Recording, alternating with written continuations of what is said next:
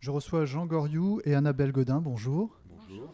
Jean Goriou, vous êtes le président de la communauté de communes Aunis Sud. Annabelle Godin, vous êtes responsable du service planification urbanisme. Alors Jean Goriou, une décision a été prise ce lundi en conseil communautaire concernant le plan local d'urbanisme intercommunal et de l'habitat. Une étape importante a été franchie. Oui, complètement. Une étape importante pour un projet qui est porté depuis, je dirais, le début de mandat par l'ensemble des élus. C'est vraiment le premier projet collectif qu'on porte à son terme. Cet arrêt du PLUI, c'est une étape importante parce que ça fige un petit peu tout le travail qui a été fait jusque-là. Et après, on entame une procédure plus de validation, de concertation à venir. Donc une étape importante et qui a été validée à l'unanimité des présents. L'aboutissement d'un long travail entamé, vous le disiez, en 2015, c'est ça? Alors entamé en 2015 par différentes procédures, notamment la prise de compétences urbanisme, et puis après une réflexion sur le devenir des différents documents d'urbanisme sur les communes et leur mise en conformité. Et là, les élus, suite à un projet de territoire, ont décidé de continuer à travailler sur un même projet pour éviter d'avoir des surcoûts, notamment par mise en conformité de l'ensemble des documents d'urbanisme. Donc aujourd'hui, on a travaillé sur un document, voilà, qui sera opposable, on l'espère, à la fin de l'année, et qui viendra se substituer à l'ensemble des documents d'urbanisme existants sur les communes. Alors 5 lettres à retenir, un PLUIH. Ça veut dire quoi concrètement pour les habitants et le territoire? Alors pour les habitants et pour le territoire, et pour les élus, c'était important parce que c'était une base de réflexion sur ce qu'on se projetait pour le territoire. Voilà. Après, pour les habitants, ça se matérialise comment? Par un certain nombre de règles qui vont être communes à l'ensemble du territoire en matière de construction. Voilà, avec des secteurs plus spécifiques qu'on appelle OAP, sur lesquels il y a des projets à venir, mais sur lesquels les communes, les services de l'urbanisme, voire les habitants ou les associations pourront avoir une réflexion commune pour l'aménager. Le document doit désormais être validé par les 24 conseils municipaux du territoire et puis également vos partenaires qui sont impliqués dans ce projet. Oui, complètement. Donc là, cette phase de validation, elle dure 3 mois. Alors c'est la phase de consultation des personnes publiques associées et des communes, donc les communes 24, donc qui doivent délibérer, et normalement il faut l'unanimité des conseils municipaux, et les personnes publiques associées, c'est toutes les administrations, c'est tous nos partenaires collectivités, qui s'appellent régions, qui s'appellent départements, qui s'appellent Les chambres CDR, consulaires également. les chambres consulaires, des associations, un certain nombre d'intervenants, et le conseil de développement aussi qui est consulté sur cette phase-là. Tout le monde est associé, tout le territoire est associé, Alors, y compris les habitants d'ailleurs. Tout le territoire est associé, et après viendra la phase plus concrète d'expression des habitants qui déjà peuvent s'approprier le document par différents moyens, mais eux, ils pourront s'exprimer plus clairement au moment de la phase d'enquête publique. Alors Annabelle Godin, rappelez-nous les enjeux de ce document.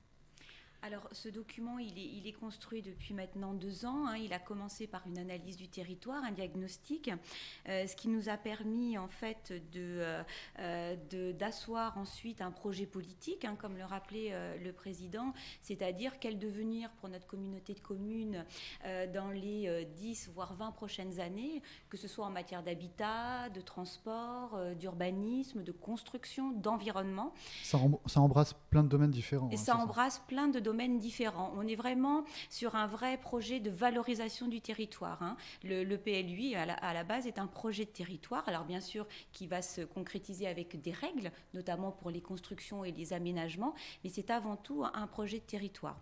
Voilà. Et puis, depuis 1 an, donc, on a travaillé sur toute cette traduction réglementaire pour passer en 2019 sur cette phase de validation. On imagine que vous y avez passé énormément de temps dans les différents services.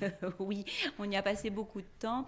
On a beaucoup, bien sûr, travaillé avec toutes les communes, hein, sans exception, avec des permanences, des ateliers.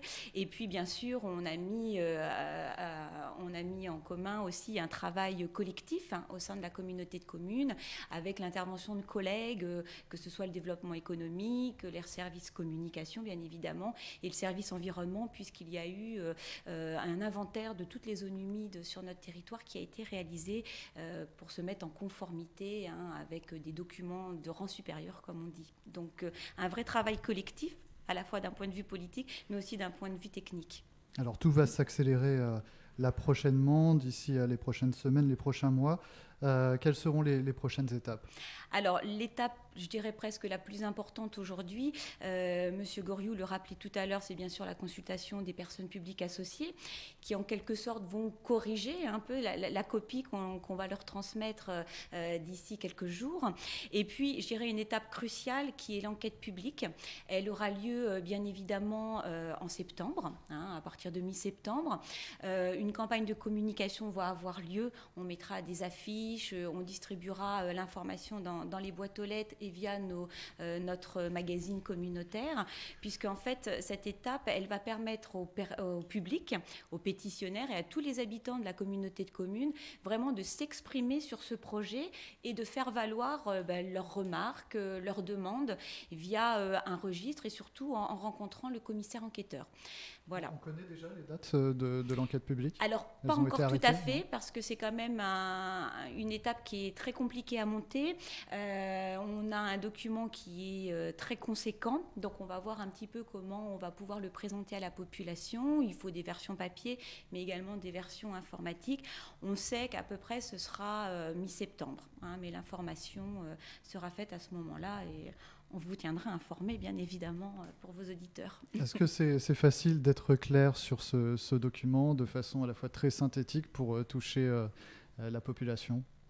Jean Goriou. Je pense qu'il y a un certain nombre de documents préalables. Voilà, le PADD, hein, donc qui est le document préalable à la rédaction des règles plus, je dirais, plus administratives, qui sont tout à fait accessibles. Voilà, ça concerne la vie de tous les jours des habitants à travers le développement de l'habitat, à travers les activités économiques, à travers l'environnement projeté. Enfin, toutes ces choses qui font le quotidien des habitants, la volonté d'accueillir plus de nouveaux habitants sur le territoire. Enfin, voilà, c'est quelque chose de très concret. Après, les règles administratives, ça reste des règles administratives qui répondent à une certaine rigueur, et c'est là-dessus que les personnes publiques associées vont surtout donner leur avis, voilà, la conformité du projet politique par rapport aux différentes contraintes qu'ils peuvent avoir. Mais je pense que c'est un document tout à fait accessible. Et puis après, il y a la partie purement matérielle des gens qui sont concernés par des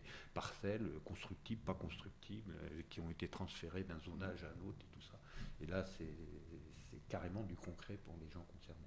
Donc ça doit être validé avant la fin de l'année, vous l'espérez ? Alors on le souhaite, on a un petit peu l'obligation, puisque la dérogation qu'il y a sur les documents d'urbanisme existants aujourd'hui, elle court jusqu'au 31 décembre 2019.